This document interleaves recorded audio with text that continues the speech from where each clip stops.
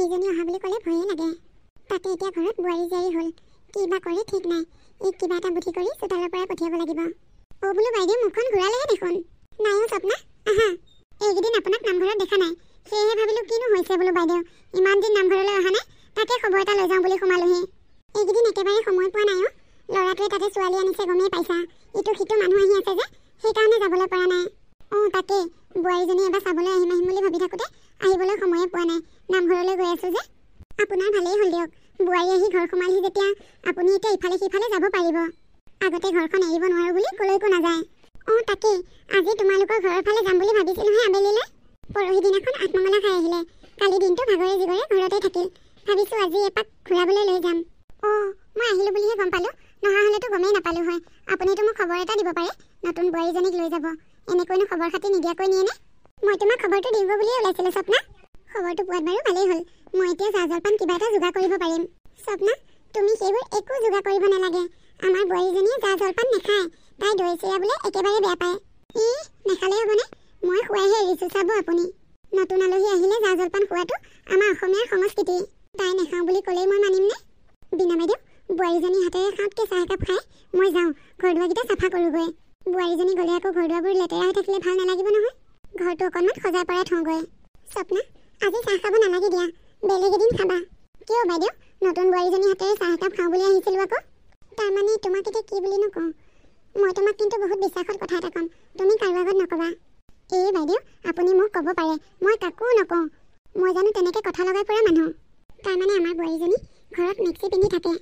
আনানো কেইদিন হৈছে, তাই এনেকৈ মেক্সি পিন্ধি থাকিলে মই বৰ লাজ পাওঁ। কোনোবা আহিলে ঘৰলৈ মাতি নিবলৈ অকণমান বেয়া পাওঁ। সেইকাৰণেহে মই তোমাক চাহ খাব নালাগে বুলি কৈছোঁ। এনেইনো কি আৰু তোমাক চাহ একাপ খুৱাওঁতে ন।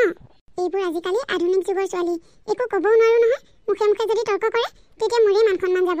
হ'লেও আপুনি ইমান সুবিধা নিদিব বাইদেউ। পিন্ধিছে পিন্ধক বাৰু, এটামান ল'ৰা ছোৱালী হোৱাৰ পিছত পিন্ধিলে কোনো একো নকয়, কিন্তু ইমান নতুনে নতুনে পিন্ধিলে বেয়া দেখি দিয়কচোন। তাকেহে মই তোমাক আকৌ বিশ্বাস কৰি কথাটো কৈছোঁ, তুমি কাকো নক'বা দেই। বাইদেউ, আপুনি মোক ইমান বিশ্বাসত আপোনাৰ ঘৰৰ কথাটো কৈছে, মই আকৌ কিয় লোকক কওঁগৈ, কাকো নকওঁ। হ'ব দিয়ক, মই এতিয়া গৈ থাকোঁ। এই বিনা বাইদেউজনীও কম সুদা বস্তু নহয়। ইমান আশা কৰি ক'লোঁ চাহ একাপ খাম বুলি, এতিয়া ঘৰৰ ভিতৰলৈকে নামাতিলে। বোৱাৰীয়ে মেক্সি পিন্ধি আছে বুলি চাহ একাপো নোখোৱালে। আজিকালি বোৱাৰীবোৰে পিন্ধেই, কিনো বৰ ডাঙৰ কথাটো হ'ল। ইফালে আকৌ বোৱাৰীকে মেক্সি পিন্ধা কথাটো কাকো ক'বলৈ দিয়া নাই। চাহ একাপ নোখোৱালে যেতিয়া মই চবকে কৈ দিম কথাটো। অ' সেইজনী বিনা নহয়নে? বোলো ৰাস্তাৰ মাজতে কিনো ভুৰভুৰাই আছা? অহ বাসন্তী বাইদেউ, নাই নাই, কিনো ভুৰভুৰাই থাকিম। মই এই বিনা বাইদেউহঁতৰ ঘৰৰ পৰা আহিলোগৈ। বোৱাৰীজনী অনাৰ পৰা চাবলৈ যোৱাই নাই যে, তাকে বোলো বোৱাৰীজনীক এপাক চাই আহোঁগৈ বুলিয়ে গ'লোঁ। পিছে বোৱাৰী কেনেকুৱা দেখিলা? বাইদেউ নক'ব আৰু, বিনা বাইদেউহঁতৰনো বোৱাৰীজনী অনা কেইদিন হৈছে, তাই ঘৰত মেক্সি পিন্ধি থাকে জানেনে? অ' কথাটো সঁচা নেকি? মইনো বাৰু আপোনাক কিয় মিছা কথা ক'ম কওকচোন। এইমাত্ৰ মই সিহঁতৰ ঘৰৰ পৰা আহিছোঁগৈ, মই নিজ চকুৰে দেখি আহিছোঁ। নেপায় দেই নেপায়, এইবোৰৰ পৰা আমাৰ বোৱাৰী জীয়াৰীবোৰে কি শিকিব বাৰু? অহানো কেইদিন হৈছে, এমাহেই হোৱা নাই হ'বলা। এতিয়াইনো বাৰু তেনেকুৱা কাম কৰিব লাগেনে? বিনাই আকৌ আগতে বোৱাৰী জীয়াৰীবোৰে উৰণি নোলোৱাকৈ গ'লে তাই মুখৰ আগতে কৈ দিয়ে, বোৱাৰী হৈছে বোৱাৰী হৈ থাকিবি, কিহৰ উৰণি নোলোৱাকৈ ঘূৰি ফুৰ বুলি। কাৰোবাৰ যদি অকণমান পেটটো ওলাই তাকো কয় পিন এটা মাৰি ল'ব নোৱাৰা ভালকে। এতিয়া আকৌ তাই বোৱাৰীক কি শিক্ষা দিছে? আৰু কেইদিনমানৰ পিছত দেখিব কোনোবা ফালে ওলাই গ'লে চুইদাৰ পিন্ধিহে যাব। যাওকচোন কেনেকৈ যায়, আমিও চাওঁ। আমাৰ বোৱাৰীবোৰক যেনেকৈ কথা শুনাই দিয়ে, এতিয়া তাই বোৱাৰীকো আমি কথা শুনাই দিম নহয়। অ' বাইদেউ, মই আকৌ আপোনাক কথাখিনি কৈছোঁ বুলি আপুনি নক'ব আকৌ, নহ'লে মোকেই কিবা কিবি কথা শুনোৱাব। নকওঁ, মইনো কি গৰজডাল পৰিছে। মই এতিয়া যাওঁ দিয়ক, আবেলিলৈ হেনো নতুন বোৱাৰীক আমাৰ ঘৰলৈ লৈ আহিব। অ' যোৱা, আপুনিনো কোনফালে যায়? ময়ো সিহঁতৰ ঘৰৰ ফালে এবাৰ যাওঁ ৰ'বাচোন, ময়ো চাই আহোঁগৈ। অ' কথাটো কৈ মই ভুলেই কৰিলোঁ হ'বলা, মোক আকৌ বিনা বাইদেউ কাকো ক'বলৈ দিয়া নাছিল। এতিয়া যদি এইগৰাকীয়ে গৈ আকৌ মোৰ কথা কৈ দিওঁ সিহঁতৰ ঘৰত, বৰ ডাঙৰ কথা হ'ব। আবেলিলৈ ফুৰিব অহা কথা আছিল, নাহিবই। বোৱাৰীজনী নতুনকৈ মোৰ ঘৰলৈ আহিব, মোৰ কাৰণে কিবা এটা প্ৰেজেণ্টো লৈ আহিব চাগে। মই আকৌ প্ৰেজেণ্টো নাপামেই, বুদ্ধি কৈ আমাৰ ফালে লৈ যাওঁগৈ বাইদেউ। অ' বাইদেউ, সিহঁতৰ ঘৰৰ ফালে যাব নালাগে ব'লক, আমাৰ ঘৰলৈ যাওঁ। দুইজনীয়ে বহি ধুনীয়াকৈ গাখীৰ চাহ একাপ খাই লওঁগৈ। বোৱাৰীজনী পৰহি দিনা আঠমঙলা খাই আহিছে যে, কামে বনে লেদেই পেদেই লাগি আছে। আপুনি গ'লেও আপোনাৰ লগত কথা পাতিবলৈ সময় নাপাব সিহঁতে। মোৰ লগতে ভালকৈ কথা পাতিব সময় নাপালে। ব'লক বাইদেউ, যাবনে? তুমি ইমানকৈ জোৰ কৰিছা যেতিয়া যাওঁ ব'লা।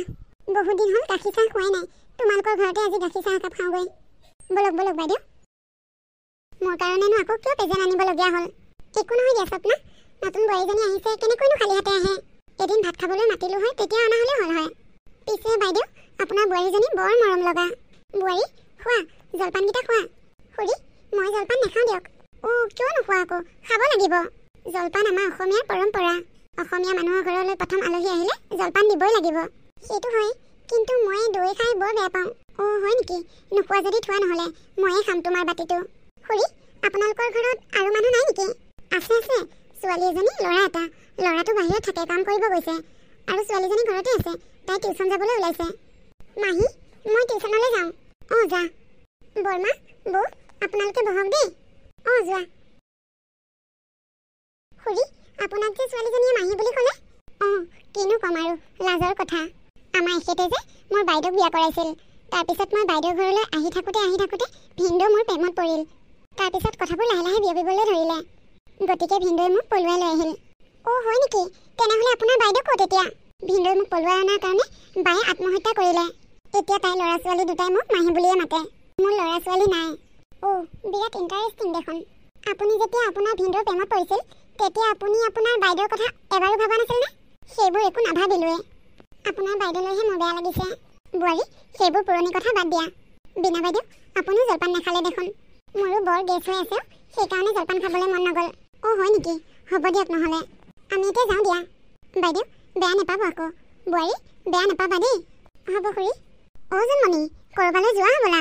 মা আছেনে ঘৰত? ইজনীক দেখিবলৈ মন আছে। মা নাই খুৰী। মাৰ লগত কিবা কথা আছিলে নেকি? এই কালি যে বীণা বাইদেউ আৰু বীণা বাইদেউ বোৱাৰী তোমালোকৰ ঘৰলৈ আহিছিল, তোমালোকৰ মাহঁতক কি দিলেনো প্ৰেজেণ্ট? নাজানো নহয়। আমাৰ ঘৰলৈ গৈছিলে, মোক যেনেকুৱাহে চাদৰ এখন দিছে। হে ভগৱান, মই ঘৰত কাম কৰি থাকিলেও সেইখন চাদৰ নিপিন্ধো। আজি যুগৰ ছোৱালী হৈ কোনে কেনেকুৱা ধৰণৰ কাপোৰ পিন্ধিব পাৰে সেইটোও নাজানেনে? নিদিয়া হ'লেও বেয়া নাপালোঁ হয়, কিন্তু দিছে চোৱাচোন, কি যে দিছে আৰু দেই। নিজৰ ষ্টাইলখিনি হ'লে ভালদৰে জানে। কেইদিননো হৈছে অহা, নাইটিহে পিন্ধিব লাগে নে চুইদাৰহে পিন্ধিব লাগে, সেইবোৰ ভালদৰে জানে। মই ভাবিলোঁ আকৌ জন্মনি মাকক বা কি দিলে চাই আহোঁগৈ বুলিয়ে আহিছিলোঁ। খুৰী, আপোনাকো কিন্তু মানিছোঁ আৰু দেই। নতুন বোৱাৰীজনীয়ে কিবা এটা দিছে। মৰমত দিয়া বস্তুটো আপুনি মৰমত আদৰি ল'ব নোৱাৰেনে? তাকে যে আকৌ ঘৰে ঘৰে চাবলৈ আহিছে। আমাৰ মাক কিবা ভাল দিছে যেনে পাওঁ। মায়ে মোক কোৱা নাই নহয় বেয়া কিবা দিছে বুলি।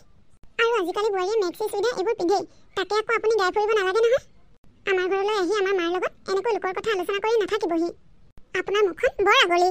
ৰাতিপুৱাৰ পৰা গধূলিলৈকে লোকৰ কথা পাতি ফুৰে আপোনাৰ কাম। তোৰ গাভৰু ছোৱালীজনীৰ মুখখন বৰ চোকা দেখোন। এনেকৈ হ'লে লোকৰ ঘৰত কেনেকৈ থাকিবি? এইখন মুখেৰে থাকিলে আগদিনা নি পিছদিনা থৈ যাবহি। তহঁতক কিবা এটা ভাল পাওঁ বুলিহে তহঁতৰ আগত এনেকৈ কথাবোৰ কৈছিলোঁ। নহ'লেনো লোকৰ ঘৰৰ কথাবোৰ মোৰ তোৰ আগত ক'বলৈ কি দৰকাৰ পৰিছে? যাওক যাওক, আপুনি আমাক কিমান ভাল পাই ভাল কথা কয় আমি ভালদৰে জানো, গোটেই গাঁৱৰ মানুহে জানে। এই চপক বলে নোৱাৰো, মুখখন বৰ চোকা। এনেহে অদামুখীয়াজনী নিজৰ বায়েকৰ লগতে সতিনী হ'বলৈ আহিছে, তাই আকৌ লোকৰ কথা ক'বলৈ আহে।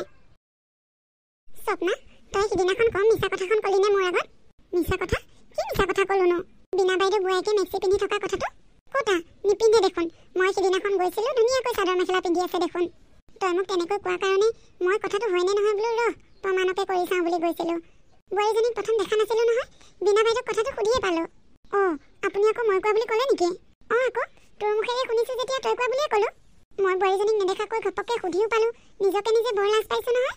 তই আকৌ নিজ চকুৰে দেখি অহা বুলি কোৱাৰ কাৰণেহে মই সুধিলোঁ। মই ভাবিছোঁ তই নিজ চকুৰে দেখিছই যেতিয়া কথাটো একেবাৰে সঁচা কথা। এই বাইদেউ, আপোনাক একো কথা ক'বই নোৱাৰোঁ দিয়ক, আপোনাৰ মুখখন বৰ আগলি। এতিয়া মোৰ মুখখনেই আগলি হ'ল। আৰু কালি জন্মনিৰ লগত ৰাস্তাত কি লাগি আহিছ? নেপায় দেই স্বপ্না, নেপায়।